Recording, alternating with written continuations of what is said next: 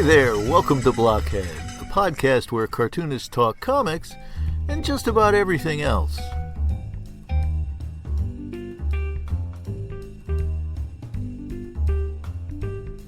My name is Geoff Grogan. I'm a cartoonist, animator, and illustrator, and for the next hour or so, I'll be your host in a series of conversations with comics creators about their lives, their work, and comics. So sit back and enjoy.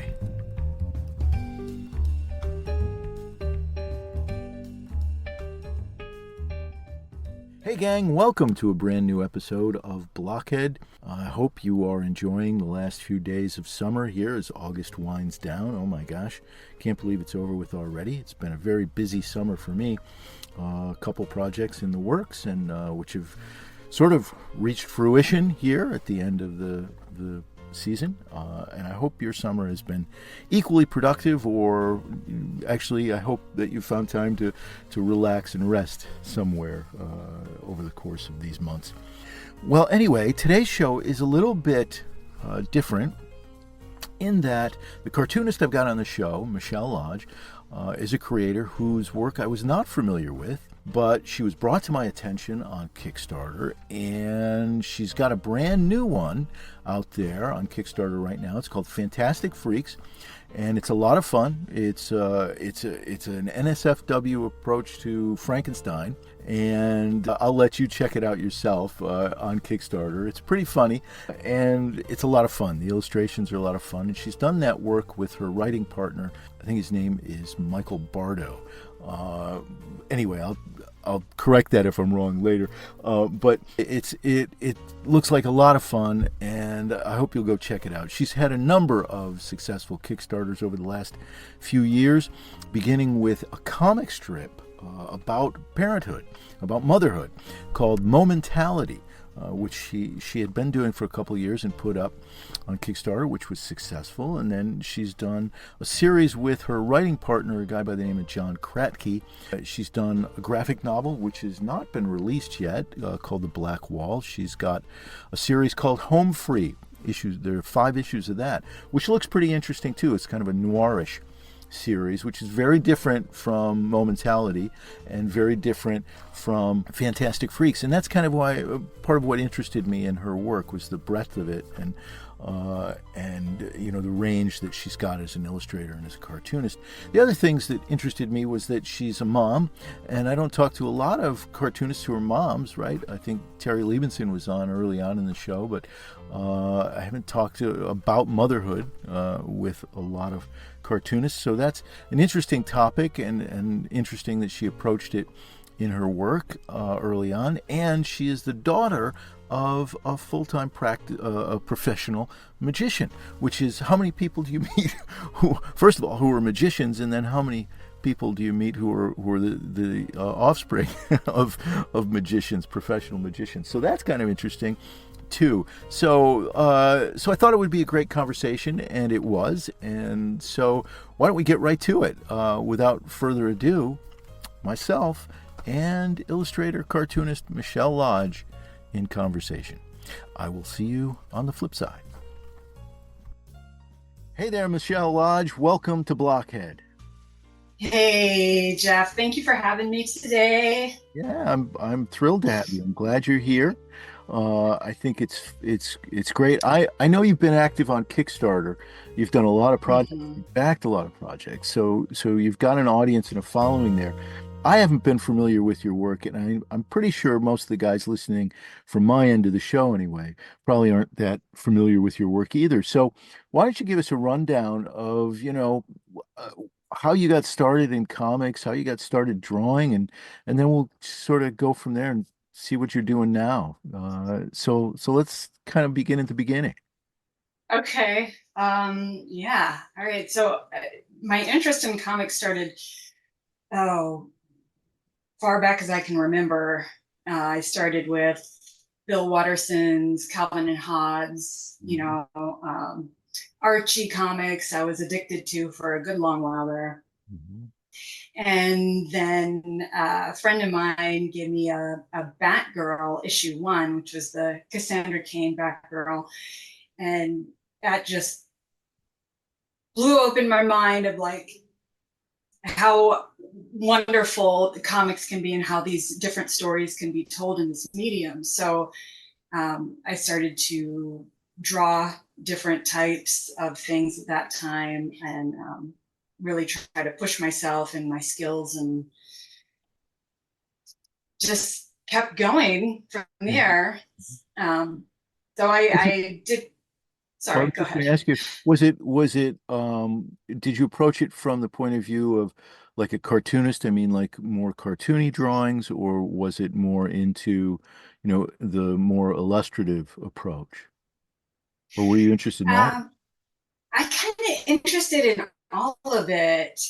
Um, Before I looked at that Batgirl, I was really interested in more the comic strip style of drawing, Mm-hmm. and then after that, I started to explore more. But yeah, I kind of like it all. Mm-hmm. Mm-hmm. Um, well, yeah, and I'm kind of the same mind.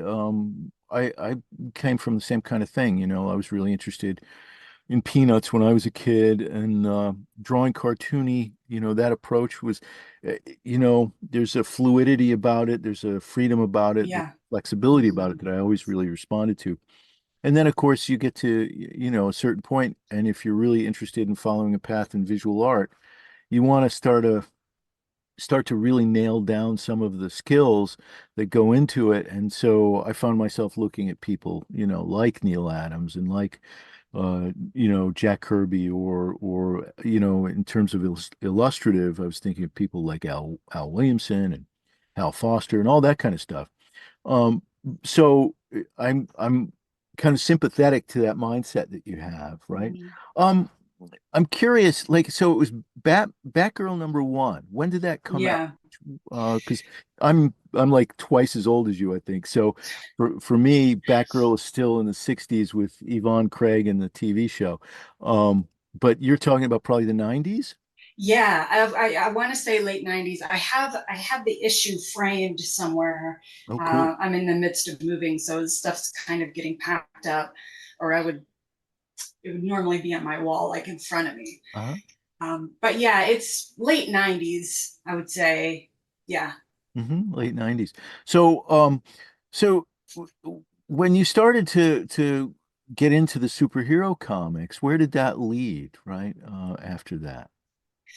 Oh, um, it led me to explore even more Uh-huh. comics. So, then there was exploring things like, um, Strangers in Paradise or Blankets, or, Okay. these more Well, mouse, uh-huh. more Sure. serious types of comics. And then I am to this day still fascinated by the medium. It Uh-huh. really runs the gamut of what kind of stories you can tell, and the feelings you can give your hmm readers. hmm Um, Was yeah. it all was it primarily, I mean, were you motivated entirely by comics, or did you ever, because I know you have graphic skills, w were you ever interested in just doing illustration or going into painting or fine art, or was your aim always comics? I did explore painting, illustration, but always came back to comics. I felt like there was something that wasn't there for me with painting, and there was just something missing with illustration. Although illustration is very close, right? But there's this storytelling element that's just not quite there with those other genres. Right. You like to get immerse yourself in the story itself and tell it pictorially, Yeah, or the whole thing, yeah, rather than just yeah. illustrations kind of just summarizes or implies. You're into like the details. Yes. Okay. So were you always writing your comics? Like when you started, and you knew comics was where you were going, or that's what you kept coming back to. Um, well, I'm curious, like what your first comics were. What were the first comics that you made? What were they about? The very first comics I made were very silly. They were very much like Archie, and I think my dad still got them somewhere. It was like Tina and Sabrina Dottle, and they were, much like Betty and Veronica. Uh-huh. Um, and then I started writing comic strips. Hmm. Um, and then I came up with a lot of ideas for graphic novels, but I haven't had the confidence to really start writing up until I'd say the past several years. Hmm. So now I'm getting more into that, but So writing yeah. hasn't, so you've worked with a partner most of the, Most of the time, yes. even when you Um, were a kid, or when you were a kid oh, you no. were doing it by yourself? Yeah, you did. Yeah, it was just by myself when I was a kid. And you were doing Archie kind of stuff and Calvin Yeah, and Hobbes yeah, inspired strips. Um, right. so eventually that led you to art school. You went to school in Florida, was it? And then I did. Mhm. Yeah, yeah, yeah. This really small little art school in Palatka, Florida, called Florida School of the Arts, and that school only has a few um, majors, Mhm. and one of them was illustration, so I did that. Mhm. And that was And 2 years, 2 year program, two 2 year program. That's right. right? Did you grow up in Florida? No, Michigan. In Michigan. So Yeah. you searched out art schools and found your way to Florida, or you just wanted to go there for the sun? Yeah. Well, I grew up in Michigan, and then my parents decided that the snow wasn't that for them anymore, so they moved to Florida, and I just kind of I tagged along and How old were you when they ended moved? up there. I was about 18, 19 years old when they moved. I can't believe that. My parents moved when I was 18. Really? Yeah, the month after I graduated, not even a month after I graduated high school. And Wow. it to this day, kind of that kind of threw me off. Hmm. Because I had grown up with some friends I was very tight with. And when they moved, I decided to spend that summer with my grandparents and live with them so I could hang out with my friends. But after that, I went to college, and then I moved into their house while I was in college and stuff. And it was weird because I didn't have any friends there. I hung Right. around with my sister and her friends as kind of a second wheel. And Hmm. um and it kind of, whenever I came back, it was like almost like being a stranger that had to be reintroduced, because all my friends had Yeah. lives that were still going on, and I was absent from all that. And so there was a kind of disjuncture to me in that I've spent, I think, has affected the rest of my life. I mean, I'm living in the area I grew up in now, and my wife has said to me, Oh, yeah, wow. I know. And this is after living in North Carolina and living in Brooklyn and living in Philadelphia when I was in college and having been places. But my wife has pointed out I've always wanted to come back here. And in some ways, I feel like it's kind of to, satisfy that emptiness I felt when they. So I'm curious whether you had the same kind of disjuncture, as a result of that. Oh, well, it was really disorienting at that time. I would say things just felt really up in the air. Um, so I know what you mean. It's like you lose your tribe of people, Yeah. right? Yeah. And you're in the adult world, which means it's harder to make friends and harder to find that um, tribe, Yeah. I guess. Hmm. Uh, yeah. So I've Yeah. felt the same. Yeah, I don't know if it impacted my work at all, but one of the things it did with me, I was a very, like when I was a kid, I was a very kind of outgoing person. but as I got older, I became less so. And because I became more used to being alone, without that tribe of people. Mm, So now, literally, I mean, I know this happens to a lot of folks when they're older anyway, particularly to men. I don't have any friends, really. yeah. I have on Facebook some of the old friends from high school or college, but I can't really say that I never see them. So it's a Yeah. weird situation. My best friend and my only friend is my wife, really. When Hmm. But so anyway, it's a kind of disorienting thing when you're that age to be broken Yeah. apart from things, and it sort of creates a discontinuity. I was just curious whether that happened to you along the same lines, because I Yeah. haven't ever really run into anybody else who's been through that experience. Um, so so you went to school and then you decided to go to Savannah College of Art and Design, SCAD, right? Yes. Yeah. So how Yeah. and that's where you really studied comics. Yes, because they have the sequential art program. Right. Right. So yeah, I studied with Tom Lyle, and it was great. And yeah, I So, got my bachelor's degree uh-huh. Got your in degree. making comics, Yeah, of I all know, things. right? But a lot of people have come out of that program who are doing stuff now. I mean, it's turned out a lot of folks, some who went straight to the big two, some Hmm. who've gone on to do more independent things, such as yourself. Yeah. Um, so and okay, so what happened in your life after that? Because I know you've got kids. So Oh, yeah. oh yeah. So So tell me.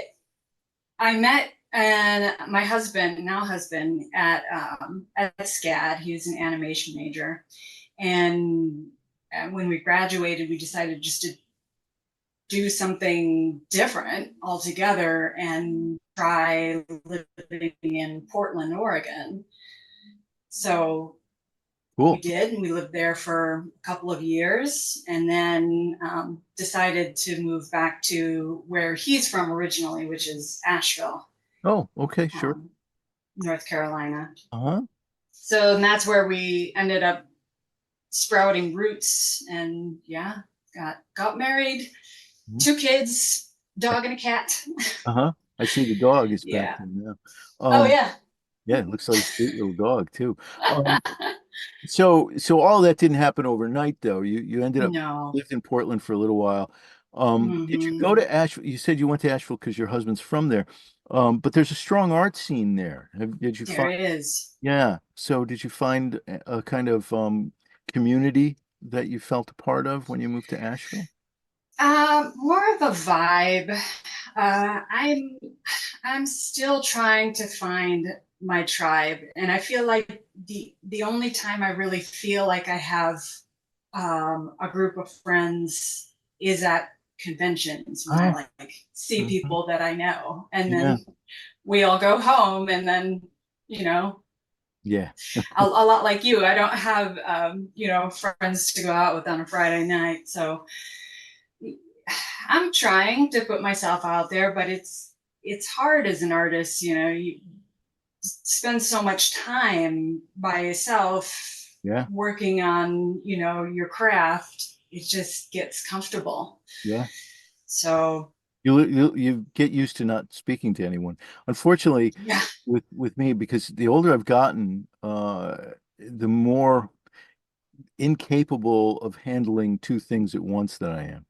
So so now if my wife is talking to me while I'm working, I really find it hard to focus on her while she's talking. And I'll ask her a question. She'll say, I just told you that. You're not listening. It's really Hmm. frustrating after a while because I can't focus on two things. And when I was younger, I could, but I can't anymore. And comics really focus. I mean, you really are. There's no. Yeah. It's an interesting process as compared to painting, Yeah. illustrating. I mean, when you're painting, you're in a kind of organic process that takes time. It's many sessions, and Right. I put this not only painting in paint, but also I worked in collage. So, anytime I was working on a project like that, because it was one image, one thing, one object, it Yeah. was a different experience mentally. Comics is Hmm. like so like I don't know, right brain or left brain, whichever brain it is. It calls on different kind of analytical skills. Yeah. And I don't have the time to daydream that I would when I would be making a painting or something. Whereas that was kind of again, organic meditation. When I'm working Hmm. comics, it's just more like, you know, it's a puzzle making a comic, right? Yeah, you're right. That makes so much sense. Yeah. And you're right, because there's so many different factors that you're thinking about Yeah. in making comics that doesn't apply to those other Yeah. um, mediums. No, it doesn't. You're like your camera director, and you have to make sure the story's flowing, and you have to make sure there's hopefully no tangents happening, and you have to make sure there's enough room for the word bubbles, and you have to, there's just all these different Yeah. aspects that you're working on at one time. Yeah. It's like juggling in a way. Yeah. Mm-hmm. So Jugg- true. You know. So it's difficult for you. And then I can imagine it's doubly difficult because you're a mom and you've got kids. And kids are like, wow.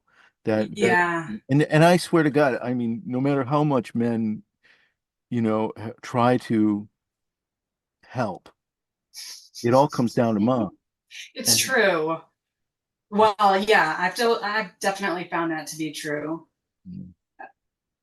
They're 10 and 8 now, so it's getting much easier than it was, Mhm. which is great. But yeah, their baby years was really difficult to be creative during that time and continuously make comics on a schedule. Yeah, right? Um, it was hard. Well, the only time is when they're asleep. And then Mm-hmm. they're asleep, you're trying to either relax a little bit because you're exhausted, Yep. or you're having downtime with your partner, Mm-hmm. or you're just trying to watch TV or something. And, Yes. and what if they're sick? And what if and then you got a dog and a cat on Mm-hmm. top of it. So yeah, finding the time has got to be really, really difficult. It Uh, was. and I mean, I have the utmost respect for, you know, anyone who's gone through that process. I mean, moms are incredible and what they do. I didn't really even, growing up as a kid, you just take it for granted. Oh yeah. But Oh yeah. yeah, it's only after the fact when I look back at the fact, my mother's life or whatever that I realize how much of it she carried on her shoulders more so than Right. anybody else. So what this all leads to though is your first Kickstarter was a mom-oriented strip, right? It was a comic Yeah. about being a mom. Mm-hmm. Mm-hmm. Yeah, I started that comic strip in 2016, Hmm. which is when my son was born. And I something about that time was just so intense. Like the political climate was intense. Having a baby was just intense. My daughter was only 2, so she was just. It was still. I don't know. Everything was just so extreme. It felt so. I needed this positive creative outlet for myself to sort of feel like I can control something Hmm. and it can be positive. Sure. So And this I was just this started was making called, this strip. called momentality. Parenting is Mm-hmm. difficult. Yeah. Yeah. So right. So what was the strip like a daily strip or a web comic that had 4 panels, that kind of thing?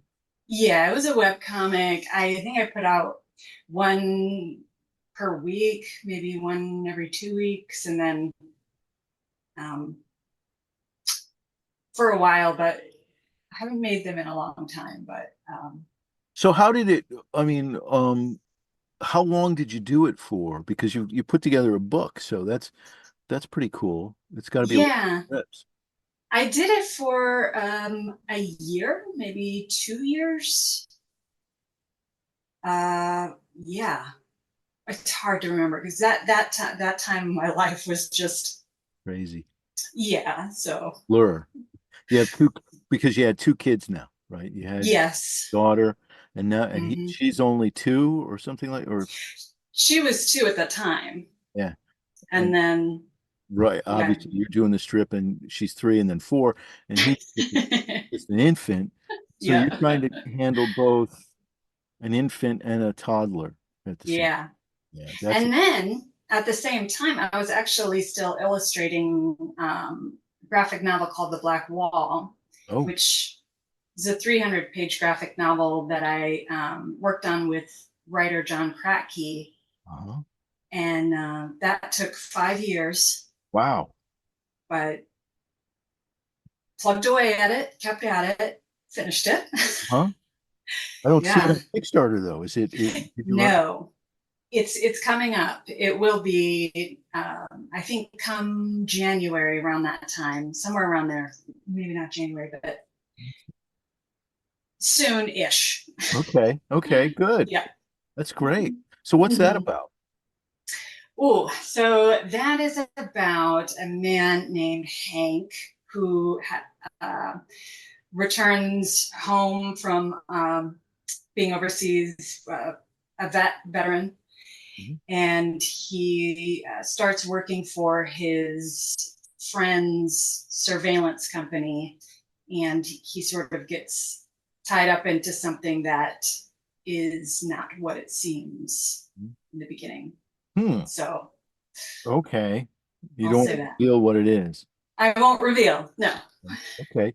And so it's over 300 pages. Mm-hmm. Wow. Okay. Well, okay, before we get too far along, I didn't want to leave the mom strip momentality too quickly. Sure. Did you ever try to take it to a syndicate or get it out there? I mean, you were into Calvin and Hobbes, so I'm imagining that like anybody who goes into doing comic strips, you were thinking, "Oh, wow, I want to be like Bill Watterson and I want to get it Oh syndicated." yeah. Yeah, right? I I did. I didn't try very hard. Um, I needed a thicker skin, but I guess just the intensity of the time, I got one rejection, and I was like, Oh, okay, no, okay. Um, and so I just put it out myself and let people find it on their own pretty much, and you know that didn't try too hard to You push know, it. as you said that again, this is something that I relate to because when I was young, I did a comic and I had worked on it through high school, and then I worked on it some more after art school, and I put together a package, um, and it was by the time I got it through there, it was nice, it was sophisticated looking, it was well drawn, and the writing though, looking at it now, the writing needs a lot of work, but so back in the day though, I sent it around once. And in those days, making photocopies or any other copy was really difficult. I had these originals that were like this big. Wow. So to take them to finding out again what the size ratios were and all that kind of stuff was all tricky stuff back then. I had to take it to a copy center that was like 40 minutes from my house, maybe longer than that. And it was the only one around. And this is like 1980, 81. Had to make these photocopies and they couldn't reduce it. They had to print it the actual size, which cost a fortune. And so, half the money from my job went into this. And then so I got it and took it home. I mailed it off once and it cost a fortune to mail it off because they were all Yeah. drawn. Yeah. And I got one rejection and I thought, well, that's it. My life is over. You know? Right. And I think That's how one of it the, feels. yeah, it's how it feels when you haven't tried it enough. I Hmm. think one of the great benefits of having a community of other artists through social media or whether it's or in art school or whether it's art professors is to find out that rejection happens to everybody. It's not because you're a terrible Hmm. person. It's not because, sometimes the work needs work, but it's got potential, but you don't know that. And so you're sitting there all by yourself, Yeah. like, I'm the worst human being that ever lived. My work sucks. I better get, why am I doing this? And blah, blah, blah. You go through that Hmm. whole thing. And what I think people who are trying to do stuff, need to do after they've put it out there once or twice is, yeah, okay, if there's a critique, take the critique for what it is, but don't let it stop you. just try to get better Yeah. and look for other people Right. to talk to who've been through it. Right. What social media is great for. Oh, I got rejected. Hey, man, no problem. I've been there too, and blah, blah, blah. You know, you need a community to bounce that kind of disappointment against, because if you don't have a community to do that, you're you're left to your worst devices, your worst thought. Yes. And that's what Yes. happened. So you put it aside and Hmm. and that was it for comic strips for you. You were like, I'm never going to do this again. I'm terrible. Oh, no, well, no, it wasn't the rejection that made me stop because I kept going after the rejection. I just did it. Uh, it was, I think, just I started working on another project, Mhm. and that sort of just pushed out doing the strip Mhm. because I didn't I didn't really have an end goal with the strip at that point. It was just kind of doing it and Mhm. then see what happens. I don't know. So Were you were writing the strip, yeah, but the yeah, other it's one, okay. based on my own life and kids and Yeah, obsession with chocolate. Yeah, that's where the best stuff comes from, though, from your own life. yeah, But your other stuff you write with other people, you do with other people, yeah, yeah. because you're not sure about the writing part yet. I'm getting there. Uh-huh. I'm yeah. So uh, the Black Wall I worked on with John Kratky. It's his graphic novel. It's all written by him. Then we worked together again on Home Free, which was again he wrote all that. Okay. Our next project that we're going to be creating is a team effort. Uh-huh. So that one is co-written by me and him. Uh-huh. So got my foot in the writing door there. What's this? And then Fantastic Freaks is written by me and Mike Bardo as well. Um, So and that's John Cracky. Is that who it is who wrote that Fantastic Freaks with you? Okay, well, oh no, oh, different. that's a different writer. Yeah. How do you hook up with these writers? It just Um I well, luck, I'd say. John Kratky, I met on a forum website that was like a comic forum website, and he was looking for a noir artist, and Mhm. I was looking for a noir work. So Okay. that just really worked out. Um, and then with Mike Bardo, I knew him from high school Hmm. and uh, just ended up reaching out, and we decided to work on this project together because he was always a comic person too. So Do you it was like work always a full script, or do you work with just a sort of general idea of where the plot's going, and then work Marvel style like Kirby did, or how do you go about it? no, I got too much anxiety to do that. Oh. I have to have it like all ironed out first before I even dive in. Oh, I'm okay. too afraid that there's something I'm going to miss, and then I'm going to have to go back and fix it. Do you do it Marvel style? I don't Like work with other people, so oh well, there you yeah. go. So I'm too bullheaded, so and probably to my detriment. But I've found it. I tried to do it once, actually, with a writer who was quite well known, and I was from the golden age of comics. Actually, he went on to write some interesting books on his own, but he was much older than I was, and he had come to me with a science fiction story after we had talked one time, and I had great admiration for him, but I just could not. I just couldn't get into it. And there's a thing. My wife is going through this thing too, where she's got a commission, and she's a craft artist. She works in fiber and things. And somebody had commissioned her to Okay. do some fiber art, and it's like against her nature to do something that somebody else tells her to do. And Mm, when she can't, she starts it and then she starts to feel sick inside. And the same thing right. happened to me. I was like, I'd be working on it. I could not get the enthusiasm for this because Mm, it's not coming from in here. right. And so I find it impossible to work with other people. So for better or for worse, for good or ill, you know, I work on my own stuff, and so be it. It is. It's working for you. Well, So it could I work. don't think that's a bad thing. No, no, it's just, that's where my head has always been, and so, but I don't script it out first. I will. I have a general idea of where I want to start from and where I want to go.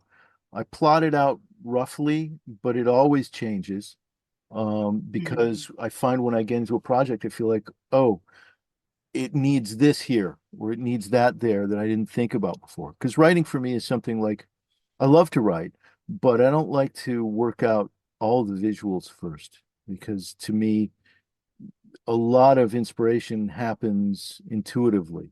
And so just kind of go with the flow. And that's why the Marvel method always seemed to make sense to me. It's like, oh yeah, Stan Lee gives Kirby this thin outline, and Jack goes off, because comics is the visual is writing too. You know, Yeah. I mean, we tend to think of words are just pictures, really. Hmm. The alphabet is just a bunch of little symbols that are, hand drawn or drawn, and so writing in comics is just a natural part of the media. So when you sit down to draw, you are writing, no matter even if you're following a full script or not, you're still writing because you're drawing, Very true. you know? Yeah. So, I mean, it all comes down to everything gets changed when it's finally visualized. Writer can have an idea, right? It's up here. But when it comes down to putting it on the tablet or on paper or whatever you're doing, um, that's where the push comes to shove, so to speak. The pedal hits the Hmm. metal. What other cliches can I come up with? But you know what I mean? That's where it happens, and that is really the crux of the matter. So I've always found this. That's another thing too that alienates me from a lot of contemporary comics, and that is this overemphasis, I feel like, on literariness. Uh, Mm.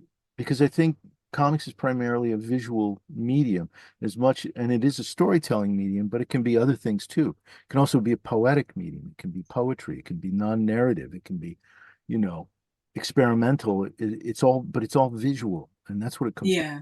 Visual Yeah. images in sequence, or whatever you want to call it. It's not necessarily narrative. It's just what we've come to associate with comics. But you can make Hmm. comics that are completely non-objective, in the abstract painting sense of the word. And those can be thrilling, but there's this emphasis on literariness that I think limits and underemphasizes the impact of the visuals and the contribution of the artist. So, that is my diatribe for the day. But you see what I'm saying? It's like, there's since like guys like Alan Moore came along, and Alan Moore's like a scriptwriter who you probably would love working with because he nails down everything, because he was a visual Yeah. person to begin with, Right. but he nails down everything for the writer and blah blah blah. It's all it's all diagrammed out and stuff. And man, I would Hmm. throw a fit working with that. No, I'm not a robot, man. Take this back. I'm not go find somebody else. I'm not doing that.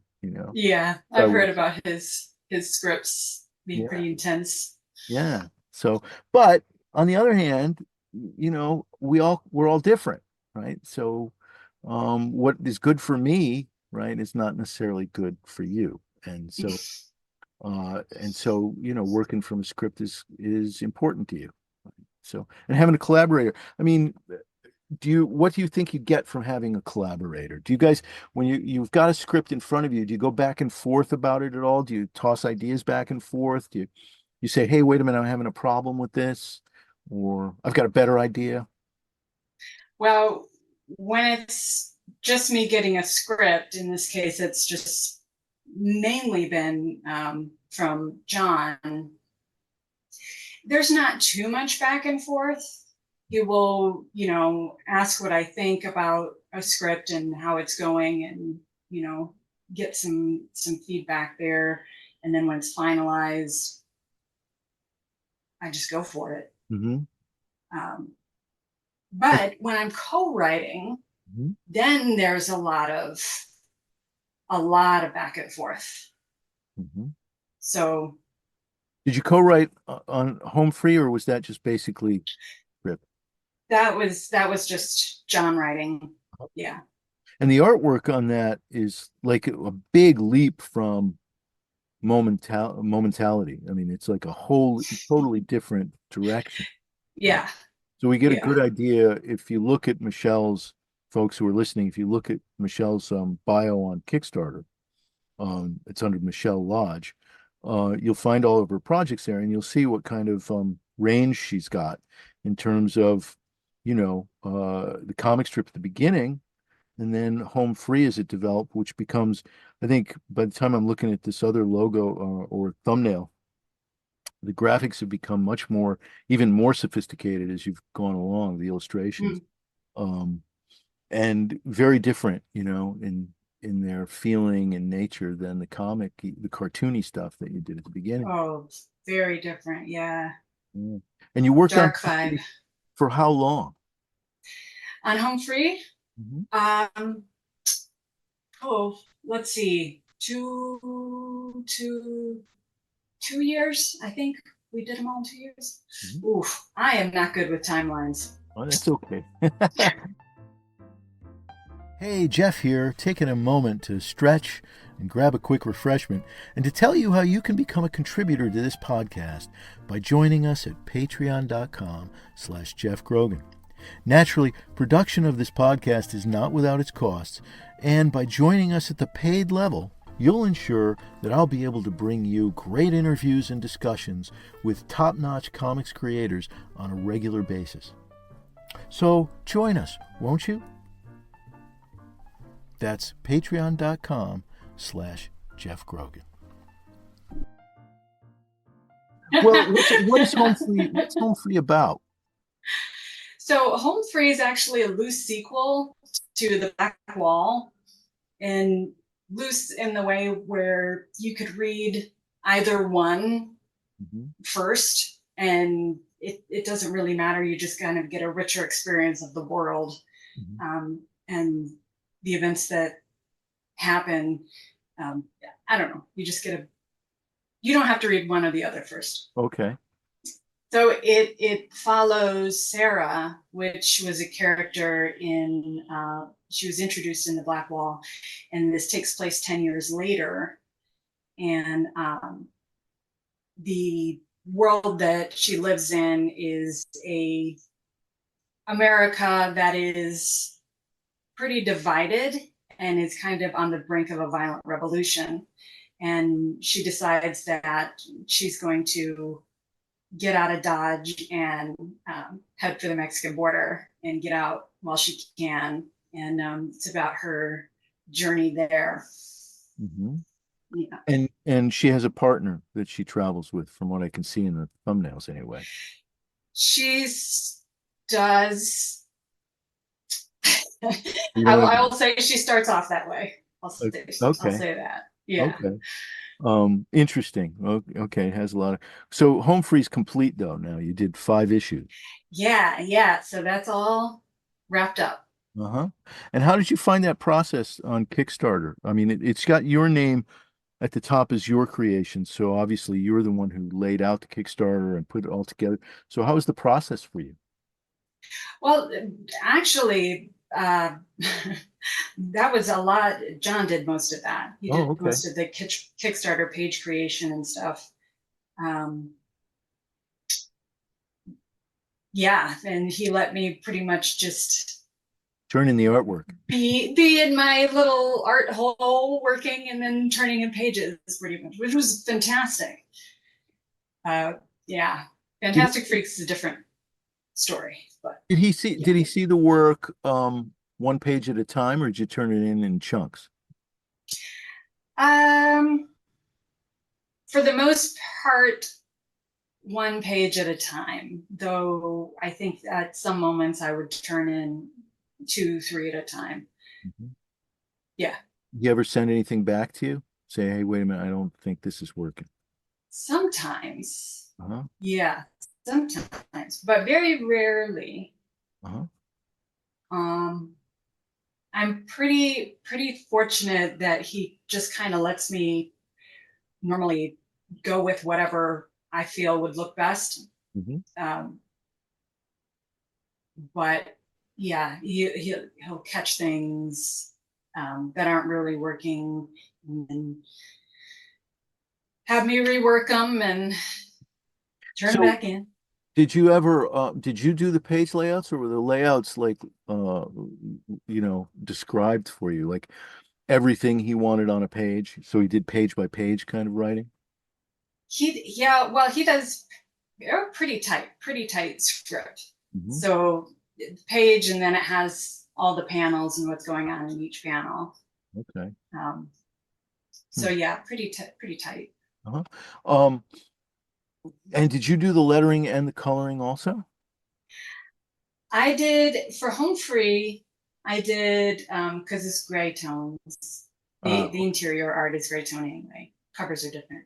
Hmm. I did that, and then no, I didn't do the lettering in that. Okay. Okay. So you had somebody else. So you did. So you farmed out the lettering to Mm. somebody else who's okay. That's cool. So you had how many people working on the book? So that was, with the exception of people who did variant covers, it Mhm. was just me, John, and the letterer, which was Eduardo Camacho. Hmm. I am probably butchering his name, but Hmm. Well, that's okay. yeah. We'll find the credit. Okay. So when did you wrap up Home Free? Actually, it was not long ago. It was late last year, Okay. early this year. Oh my God, I'm so bad at Oh, time. that's okay. Yeah. What year is it? Yeah. Um, Easy to forget. I know. yeah. And it gets worse the older you get, let me tell you. What you Oh 7 years, no. 7 years seems like, 3 days. Really, literally, it does. Um, I believe you. yeah. Uh, so you wrap that up. Now, in between all of this, you did a playing deck, a playing card deck, Yes. which is kind of cool. Um, I mean, it's interesting. You designed 52 cards, right? Yeah. And had that printed up, and it did very well as far as I can tell, right? hmm Was that a Yeah. surprise to you that that would do so well? It was a surprise. Yeah, because I didn't know how it would go. So what made you do that? I mean, because that's like a self, directed project. Yeah. Huh? It was Kickstarter put out this open call called Witch Starter. Oh, okay. And so that kind of got my brain turning. And it went to playing cards. I mean, yeah, playing cards have been a part of my history as a person, I would Uh-huh. say. Uh-huh. And I always like pinups and magic, and it just really just felt natural to do it. Well, And it was just, what the audience yeah, doesn't know is that one of your parents was a professional magician. yeah, my dad. Wow. I've never met, not only have I never met a professional magician, I've certainly never met the child of a professional magician. So, I mean, that's got to be, is that a good thing or a bad thing? Oh, I think it's such an awesome thing. Yeah, I would think. Yeah, I love, um, I have such fond memories of my dad putting on shows and being part of the audience, getting to be backstage, and him cutting my mom in half. Oh my God. Yeah, He did it it all, was huh? really fun. Yeah, he did it all. Did he ever bring you up on stage as an assistant or something like that? I don't, not that I recall. No, I mean, I was never part of the act in any way. No, But did he teach you tricks? Did he teach you how he did stuff? Did you see all of that? no, because he No. always, Oh my I gosh. know he wanted me to be surprised. He always wanted, me to be like, oh, that is magic. Oh, he wanted me to keep that admiration for him, And I for think. magic. But you can't, And there's it no way to, worked. wow. Is he still with us, your father, or is he still alive? He's still with us. He lives in Florida. He's not doing magic anymore, but Okay. Well, yeah. I would think that that would be the kind of thing he'd want to pass on to somebody. I mean, to keep it alive, right? Because it's an old tradition, but it's fabulous, and there's less of a, you don't see magicians on TV the way you did when I was a kid growing up, on Ed Sullivan Yeah. and all those kinds of shows. There'd be a magician every week. You don't see that anymore. But certainly in real life, in person, a magician act can be fascinating and enormous fun. And I would think it would be Yeah. a great thing, for say one of your kids to pick up. You would. Do they know he's a magician? Yeah. Yeah. Mhm. Do they ever ask him to do a trick? Pull a quarter out of my ear kind of thing? Yeah. And he can do some things, but his hands aren't what they used to be, unfortunately. So he can't quite do what he used to do. Where did he But perform? Was he a solo actor? Was he in a circus or a vaudeville troupe, or what was he in? no, he was just a freelance, I guess you'd call him. Uh-huh. In Michigan, he just performed shows wherever he was called to Wow. perform shows. And he do parties and that kind of thing. Yeah. Yeah, that's amazing. Did he dress in, top hat and tails and the whole bit? Gloves? Not the top hat. No, he had oh, I remember he had this vest, that not a vest. It was a red blazer that had flame sequins sewn onto the front. Cool. He had that. That That's was cool. wild.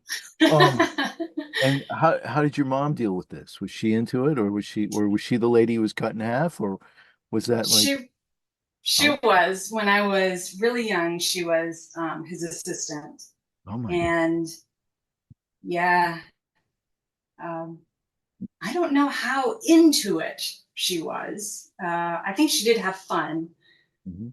but eventually, just she went on to do other work, and he had a different assistant for a while, and then he stopped doing the illusions like with the assistants um, after some time, and then was just doing more card tricks and close-up magic, Mhm. and then he actually started doing something different altogether. So Mhm. Well, kind of a slow he sort of process. retired as time went on. Yeah, Correct. yeah. It's a gradual process. Well, it's a fascinating idea, and because it's an experience that I think is relatively rare and becoming rarer, I would assume. Um, Michelle, I got to tell you, to me, as soon as I hear what you're starting to talk about, I'm going, wow, this is a story. This is a great story. You got to tell this story somehow. Whether it's an autobiographical story, I mean, you've done the cards, right? You've got to, I mean, you're Yes. doing the imagery. You gotta explore it somehow when you're ready, because it sounds great to me. Oh, you know what? That's a really good idea. Thank you. Well, That's great seed to have planted there. whether you fictionalize it or whether you tell the real story, and I have to tell you something as uh this I don't mean to sound like the old guy kind of lecturing the younger person, but it's just something I just want to share. And that is, the older I've gotten, I lost both my parents, right, along the way. We all drop away like leaves on a tree as time goes on. I just lost my uncle last week. Um, Oh God, and sorry. yeah, yeah, the thing that comes from all of that is that I wish I had talked to them more about their Mm, experiences, about their lives, because when you're younger, you don't, you just you assume that everything that they've been evolving towards has been placed in you, and you are the new generation and the perfected one, and you're going out into the world and going to, realize their potential somehow. And that's a very youthful, immature kind of view. But as you get older, right, you begin to think about them as people, right, and what they experience. And I think about my mother being 21 years old and having a newborn baby, and she's only 21 years old, just barely 21 years old. And I'm thinking, wow. how in the world does a kid like that raise another kid and do it Right. halfway successfully? I can't even imagine, right? So Yeah. there are lots of questions I wish I had asked my parents about their experiences, about what they were feeling, about I wish I had written it all down because I just want to know what their lives were like and what they felt because I come from them, right? But I love them. And I wish I'd had more empathy for them, you know, Yeah.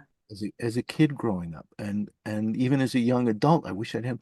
And their stories, I think, because they come from different eras and stuff, those stories are fascinating. I wish I knew what my grandparents were going through during the Depression, what it was Mm, like in 1918 when, when they were kids, or what during after World War One. What the heck, all of this stuff I wish I knew, and I could have asked them, and I never did. And I'm not the only one who has this regret. I know I've talked to others who are, around in my ballpark, and they have the same regret. And it's always like, why didn't I ask the questions? So I guess what I'm saying is, if you're going to do this idea, talk to your folks and find out, just get the questions answered before you can't anymore, because that'll help you with your story, whatever it comes to be. Because I think it'd be great. I'm listening to you tell the story, and I'm going, wow, I can see it. And nobody goes through, I mean, nobody's the child of a magician, right? Standing on the side, looking, watching their dad do this thing and having the thoughts that you're having, that mm. experience. And then you come out and you become an artist. You work with your hands too, just like he did. Right. Yeah. Yeah. Anyway, I just think it's great. And I would love to see that book. Thank you.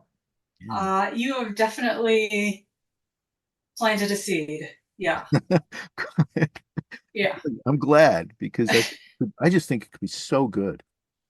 No matter what you do with it, just allow yourself to explore your own life and your parents' lives and see where it goes. Whatever you make of it, I'm sure it's going to be great because Hmm. it's just your experiences, it's just unique, and I think it could be great. Anyway, so you took all of this and you took this, and the first manifestation of it is this um, terrific deck of cards. Oh yeah, yeah. It was fun. It was fun. And the deck of cards is based on witches, right? Mm-hmm. Mm-hmm. Um, and which is kind of fun, because there's a lot of pin-up quality to them, Yeah. which is a genre of art making that has an enormous fan base. I mean, for all kinds Yeah. of reasons, but not only just among, um, you know, not just among dirty old men, such as No. myself, but a lot of women dig pinup art too. Yes. Yeah. Yes. I was shocked, I'd say, at the amount of women that back the project and stop at my table when I'm at conventions for these cards. Cool. They love them. Yeah. I Yeah, had it's fun great. making them, so it's like I feel like everybody loves it. What do you think it is about the imagery and the idea of the witch that is appealing? Oh, I think it's um, maybe mystique, mystery. You know, are they good or bad? What are they doing? What can they do? Mhm. little bit of taboo in there. Hmm. Yeah. Yeah, and I think there's a power to it, to the figure of the witch also, right? Hmm. That I think, an independence and a self-directedness that, is important. And so empowerment is built into it also, I think, Yeah. that idea. But nevertheless, the images are terrific. Thank you. It's all done in black and white with red. And so it's very Yes. graphically powerful. And so did you find yourself going back to look at pinup art, or were you looking at other decks of cards, or just where was the inspiration coming from visually? I definitely looked at pinups, Hmm. witches, lingerie design. Hmm. I would say those are my main sources of research and inspiration for the designs. Yeah. Yeah. And so it's different than, like, did you find yourself telling a story with them at all, or was it just each one was like, oh, I got to do this one a little bit different than that one? Like did they build on each other one way or the other? I'd say I was just trying, for the most part, just trying to make them different. But there's one that is sort of laying down on a blanket, and she's got like a black cat. Oh yeah, She's got her shoes. it's And right here on then, the you know, Kickstarter. Yeah. that one, I sort of had my own little scenario in mind for her. Uh-huh. So All of the when you're putting accoutrements to do in it. the little background elements, Yeah. you're thinking, oh, what's she gonna need when Uh-huh. she has her spell? You know, So she's yeah. it's kind of interesting too, because your love of, or your familiarity with magic comes through here too, right? And your experience as Mm, the child of a magician is evident throughout these images for sure. Yeah. nice. So it was you did 52 different designs? Well, 52 cards, they are all different. Hmm. The face cards are the ones that have the Yes, artwork on them. right. The two jokers are the same. So 13 different witch illustrations, Okay. I think. Okay. 13 different. Okay. So, which is kind of an interesting number as well. 13 kind of goes with the whole. Uh, Yeah. but yeah, it's great. And it looks great. I think it's a wonderful package. It looks like it was a great project for you to explore, and you really seem to have been Mm-hmm. inspired by it, you know. Mm-hmm. And Yeah, it was a lot of fun. it did phenomenally well, really. I Yeah. think. Yeah, just really amazing how well it really did. So that's congratulations on that. And that was just last year. Yeah. And yeah, it's so cool, right? Um, okay. Well, that's great. And so now we've gone into like a whole new territory with Fantastic Freaks. That's the new project. And that's a Yeah. Kickstarter that is up right now. And so folks Yep. listening to this can go and check it out on Kickstarter. It's called Mm-hmm. Fantastic Freaks, issue one, Race Against the Clock. And clock is spelled, well, you'll have to see that. So it's to say right. It's a bit of NSFW kind of work. Not so. Intentionally misspelled, I would Yes, say. yes, right. Yeah. A little pun there. Okay. So this is and so I got a preview of this, right? I saw some of it, and I have to say some of the imagery gave me pains. Because poor Frankenstein is missing a part of his anatomy, which is I would say Important. for most men it's a kind of important attribute. Um so Yeah. it's surprising though that nobody's done that to Frankenstein before. Uh, you know? But anyway, Yeah. so tell me about how this developed and how you've gone now from doing, I would say fairly safe comic strips about mom, and now you've gone full circle to Yeah. something that is more adult oriented, which there is, particularly in Mm-hmm. Canada, there's a thriving market for this kind of material. that is more provocative in that sense. Yeah, a lot of people do. Yes. Yes. Yeah. And it's not a dirty book, I Right, would say. right, So, some of those comics on Kickstarter are for that. right, This is more of just adult humor, right. really. Yeah, Um, based on the concept, which is self-evident for those who are listening. But also quite interesting from a variety of point of views. I was thinking of it, um, there's is there a little bit of anger running behind that? Or, you know, oh, no, no, no. it is No, kind it was all just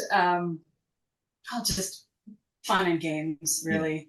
So how did Uh, the story develop and what got you, I mean, how did you get intrigued by the story?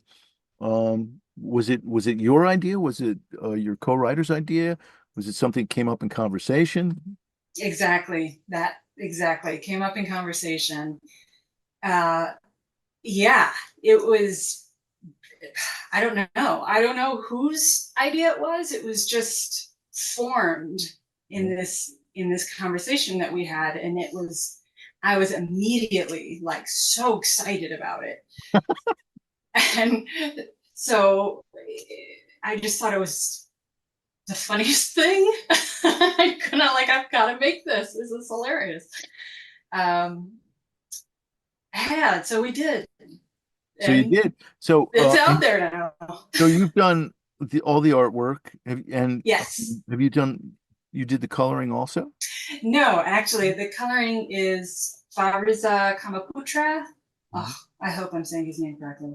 Mhm. Uh, Forgive me if I'm not, Faz. Um, yeah, but he's doing the coloring, Mhm. which is great. And it allows you to bring some the dramatic qualities of the other books, plus Hmm. some of your cartoony ability from momentality, all of it together in this book. And it's also got a little bit of the sexuality that's evident in the deck of cards. So there's Yes. that kind of thing. So it looks like a lot of fun. I mean, the artwork looks like you were Oh, yeah. having a lot of fun. Oh my gosh, yeah. Yeah, Nice, very much. nice to do comedy after having done the more serious stuff for a while. I mean, 300 pages of the black, Yes. whatever. Yes. Yeah. Yeah, I would say it is. Uh, as you can see, I do like very different in tone projects. And I do find that when I'm working in one tone, I enjoy that for some time, but then I need some of the other tone, and then I work on that. It's like a ping pong. Yeah, yeah. So this is like the first issue of Fantastic Freaks. You got there's because he does not find his missing anatomical part in this issue, right? It continued. So the Right? poor guy's It been around continues. for a while. Yeah. Yeah, and who knows if it will ever resolve, but but nevertheless, how many issues do you foresee? So 5 is what Five. we've got. Yeah. Wow. Wow. Where are you at now? What book? Well, they're all mapped out, Mhm. and so they're all kind of there. The framework is there. Just have to fill in the script pretty much. Okay. So So this yeah. second issue is being worked on right now, but the first issue is almost done. First issue is almost done. So, and it does look like a lot of fun. I mean, I've read a couple of pages. It's pretty silly, and it's pretty funny. And if you've got a sense of humor, I think you're going to enjoy the book, listeners out there. It really does look like a lot of fun. Um, so after this, then, so you've got a couple. You're gonna be booked then for a couple of years working on this project. I am, yeah. I For the foreseeable future, I have my projects lined up for me, which is great. Mhm. Um, So are you But going it's to? also hard if I get inspired by something else. Yeah, right. Exactly. That's always the problem, and I find that's always a problem with myself. Um, I have these two big projects in mind, and I found out I got into Crossroads Columbus, which will be the first, major convention I've done in like a long, long time. And so I was like, oh, I know because I just come off, Kickstarter has these things they put out there. I did a Make 100 for them last year. Oh yeah. Okay. It was a newspaper and it was all comics, right? And it was a blast and it turned out really nicely. And I was so excited by it after that project. When I found out I got into this, I was like, oh, I want to do something special to have on the table for that. And I thought, oh, another newspaper. And then I realized that I could take a character I'd done last year and do this newspaper with her, and it would be cool. It would be a cool project. And that derailed my trajectory because I got inspired. It's like, oh boy, I got to Right. do this. And then all of a sudden, the other two things are pushed back again and again. And what keeps happening is like, Hmm. oh, wait a minute, there's an idea. And I've got to do that. And then I keep pushing it farther and farther back. And, Hmm.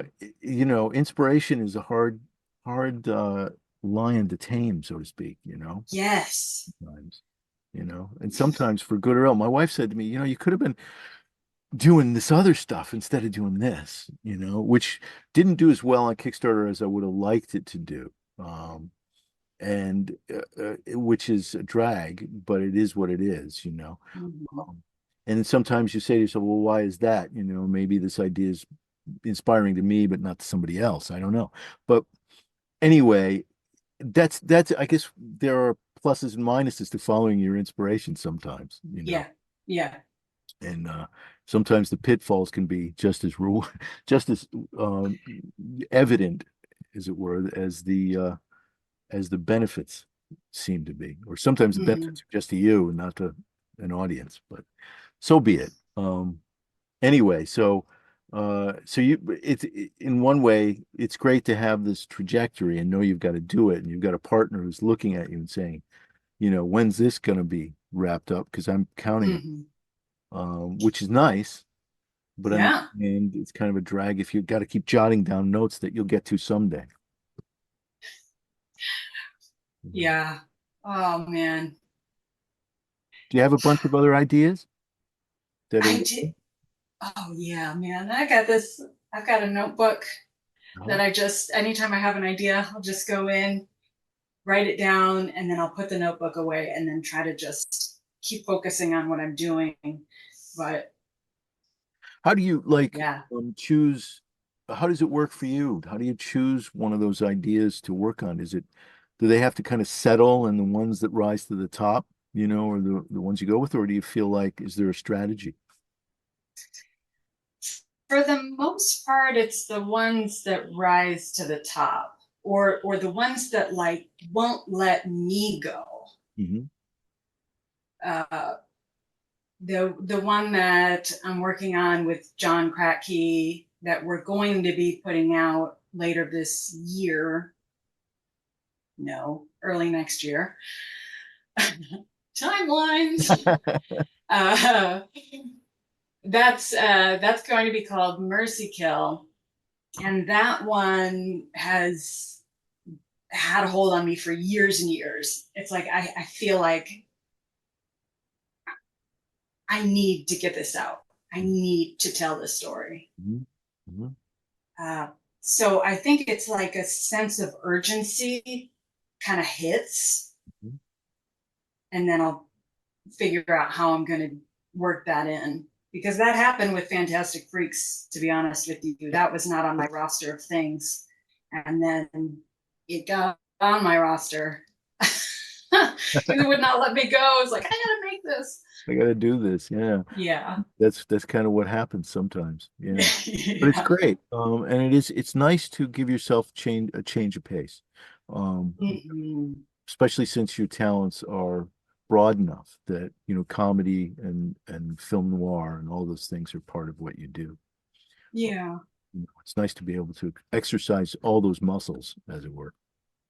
in your work, which is kind of what I like to do too, although I always end up doing fairly silly things. So, as much as I may want to do, Nothing wrong with silly. yeah, well, there's a place for it, the absurd and the silly. Um, actually, it comes down to a life kind of uh philosophy, I mean, there's a lot, a lot in this world to be dismayed by, right? But Mhm. the fact of our existence, the miracle or the strangeness of it, if you will, uh, Yeah. can only in all of this, you know, creation all over the place, is just so absurd. Really, it's hard Hmm. to look at it any other way. It's just like, how can this even possibly be? It's ridiculous. Yeah. So anyway, I Yeah. would kind of fall back to that, sense of absurdity because life seems, the whole notion of it is impossible. Every single aspect of it seems, when you consider it in the expanse of the universe, just absurd, It what, does. but Very anyway, true. yeah. I mean, so I can't, I find it hard to take as much as there are enormously serious moments in life, right? When it comes to myself, I have a real hard time taking myself seriously. So, although that's, you know, on the other hand, when you're an artist, you always do, right? There's always that part of you. Anyway, so Fantastic Freaks is up now. When does the Kickstarter? It's running until when? It's running until I believe September 15th. September 15th. Okay. So folks have got to get over there and it's doing pretty well. It's almost if I can if I'm let me just reload this here. It's actually only a few dollars away from its goal. It's like $27 away. And I've backed it and I hope some other folks will rush over there. I'm sure by the time this gets on the air, um it'll be backed. It'll be up there. And then let's see what happens those last couple of weeks because in Kickstarter it's always the first week, Oh yeah. last weeks, right? Everything else Yep. Yep. a trickle in. But those last 2 weeks Hmm. can, and I That imagine, middle yeah. period Oh is God, hard. it's awful, isn't it? You go up and down and up and down, and it's like, oh my God, what's the matter with me? And Yeah. it's heart-wrenching that middle period. You just have to get Hmm. through it. It's painful, but you have to do it. And then and you feel like you're sending out info and you're posting stuff and you're annoying people and Hmm. embarrassed for annoying people. I'm sorry to post this again, but I've got to post it 3 times, You're right. you know? And then you finally just give up. And but then the last 2 weeks happen and. So have you found that you've got an audience that is following you from one project to another? A few people. The crossover is, from what I can tell, kind of small. Hmm.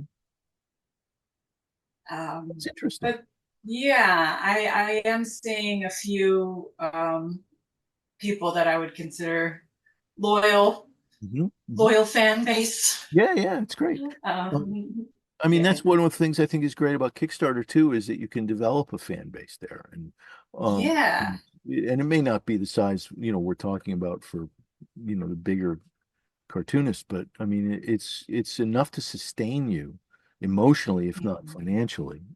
for sure. Sure, yeah. Yeah. So, and what conventions are you doing this year? Lined them up. Um, this year I just have a small one, Boone Comic Con Oh, cool. in North Carolina. Uh-huh. So And you're moving? So are you moving in at Asheville or are you moving someplace outside? in Asheville, Oh, so really you're staying in close. the yeah, staying in the area. Yeah, And not far. okay, very cool. Um, so that's great. So you're probably moving to a place that is going to be nicer and better, and you're excited about it. Yeah. Cool, Yes. great, Yes. good for you, good for you. And when does that happen? Is that like tomorrow? Oh, I wish. Oh my gosh. So no, this has been a huge project for my husband and I for the past 4 years. Oh We've wow. been fixing up this fixer upper, Oh, and okay. it's Wow. finally almost there. But it's Fantastic. like these last little details that just need to get done. And So you're a mom, right? And you're doing all these comics projects, and yeah, you're refixing or renovating a house all at the same. yeah, I Wow. wouldn't recommend it. I wouldn't recommend it. It's No. stressful. Yeah. Wow. Congratulations. Sounds Oh, exciting. thank you. Yeah. It is. It is. So this is your own place. Now that we're almost done anyway. Yep. Oh man, that's great. So exciting. Well, Yeah. once you move, we have a fixer upper we've lived in now for 17 years, and it never Oh, wow. it never ends. Um, it's like one thing after another. But it's ours, Mhm. and we love it. And it's there's no place I mean, I hate to say that. There's no place like home, but really it's the truth. When it's you, Oh, it's true though. it is true. It is true. Yeah. You stake out your claim, as Bruce Springsteen. Hmm. Um, you find your place in the world, and this is it for us to some degree. Although, if things go south in November, we're thinking of where else we may go, but that's a whole nother story. Well, we'll just, assume everything's gonna be fine. Yep, yep, Just exactly. hopefully everything goes okay. Yep. So, Uh, Michelle, it's been great talking with you. I'm excited about your project. I'm excited about your work. Is there any way that folks can pick up copies of what you've produced so far? Like, the deck of cards, can they get that someplace? Do you have like an Etsy store or anything that people can shop at? my website, comiclodge.com, and Comiclodge.com. Okay. mhm. And you can pretty much get everything there. You can also get issues of comics that John and I have worked on at johnkratky.com. Okay. That's JohnKratky. John, say that again. Kratky, Kratky. KY.com. I think I got that right. John Crack. Okay, yeah, I got there. Yeah, and yours is obviously much more visual. But yeah, Yeah. everything's there. So I'm going to put that stuff on in the show notes so folks can find it. I'll put the link Thank to you. Kickstarter. And Michelle, hopefully this will go up sometime this week. I got some stuff going on, but hopefully it'll go up sometime this week. And direct some folks your way, because it's an exciting Thank project you so and much. your work is exciting. So, Yeah, and thank you. yeah, you're welcome. And I hope, keep my fingers crossed. I hope to see that book about magic someday. I'll keep my fingers crossed on that. I'm telling you, you have inspired me. Okay, Yeah, I'm good. gonna be thinking about that. I promise you. And Excellent. thank you for that little nudge. Okay. Yeah, because Thank you. I meant it in all sincerity. I'm really excited about the whole idea. And, if it was my experience, I would tell that story, but it's not. You got to tell that story. That's your stuff. I think it'll be great. So, especially after looking at your cards and stuff, knowing you've got a real flair for the look of that world, I think you do great. I think it's going to be great. So, one Thank of these you. days. Yeah, I'll look for. Yeah. In the meantime, we've got Frankenstein. Yes. Yeah, Yep. Frankenstein looking for his weenie. So, That's right. okay, good luck, Frankenstein, and good luck, Michelle, with your Kickstarter. I'm sure it's gonna, those last couple of weeks, I think it's gonna go through the roof. No, I hope so. Thank you so much, Geoff. You're welcome, and take care now. You too. Well, there we are then. I hope you enjoyed that conversation with Michelle. Hope you learned about her work, just as I did. I thought it was interesting to have a conversation with her and talk about the breadth of her work. And I know I'm going to check her work out, pick up a couple of issues of Home Free maybe, and also Fantastic Freaks, which I've backed on Kickstarter, and I encourage you to do the same. It looks like a lot of fun, although some of the imagery is kind of painful to look at from my perspective. Anyway, but it's pretty funny, and I think it's all done in good taste and with a lot of sense of a lot of humor. You can check out her work. You can pick up her work on her website. And I will put that also in the show notes. The website is called comiclodge.com. That's comiclodge.com. And you can pick up all of Michelle's work there. And you can support her Fantastic Freaks on Kickstarter right now. So check that out as soon as you can. If you go to Comic Lodge, there's a link right at the top of the website for that. So do it without delay, okay? Because it's only, Kickstarters, they come and they go, and then you've missed your opportunity. So, and I guess this is the beginning of a series, so there's going to be a series of follow-up comics. It looks like a lot of fun.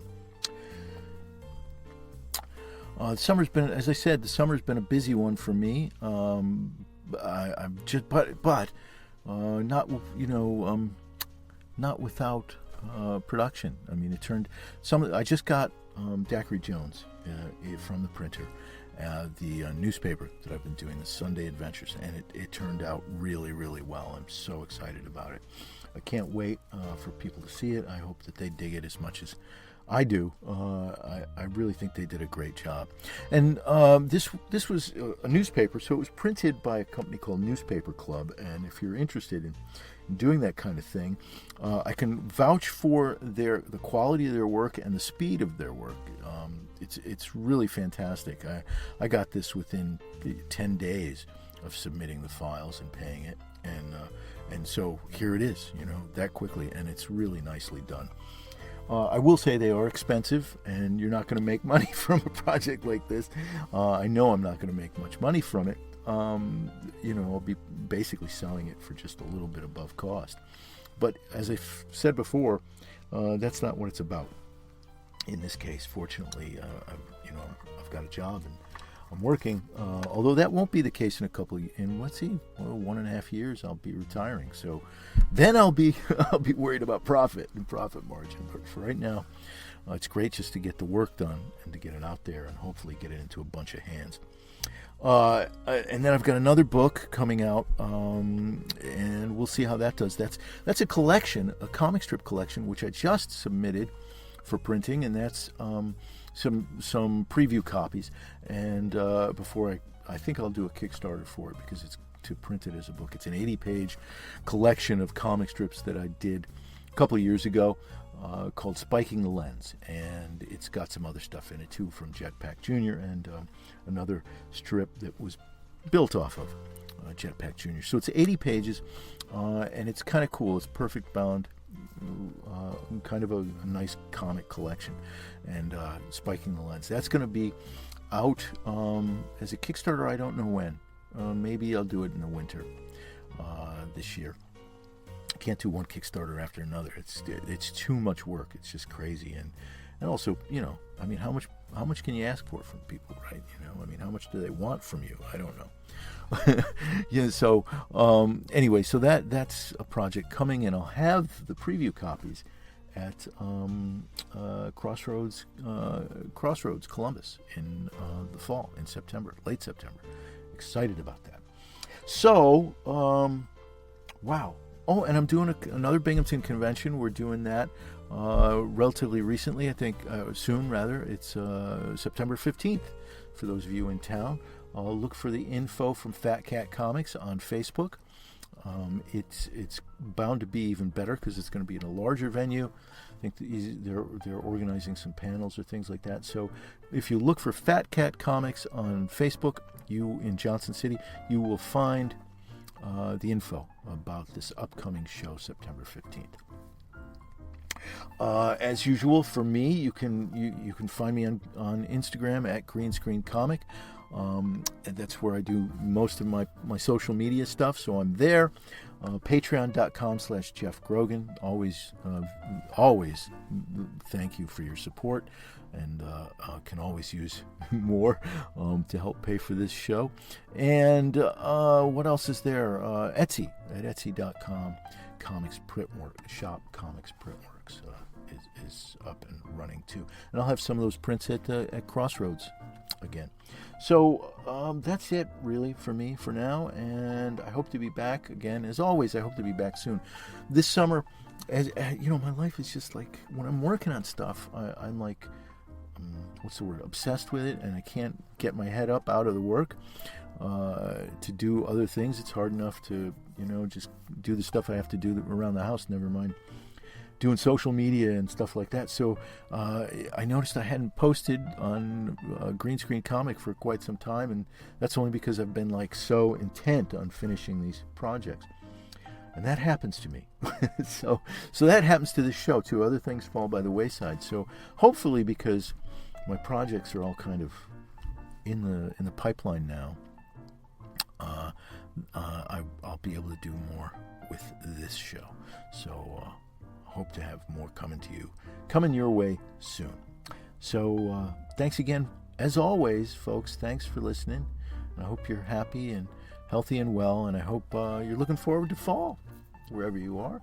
It's on its way. I know there'll be some days of summer yet, but September is coming around the corner, and before you know it, the leaves will be turning, and we will be celebrating the autumn. So enjoy, okay? As always, folks, thanks for listening. Bye for now.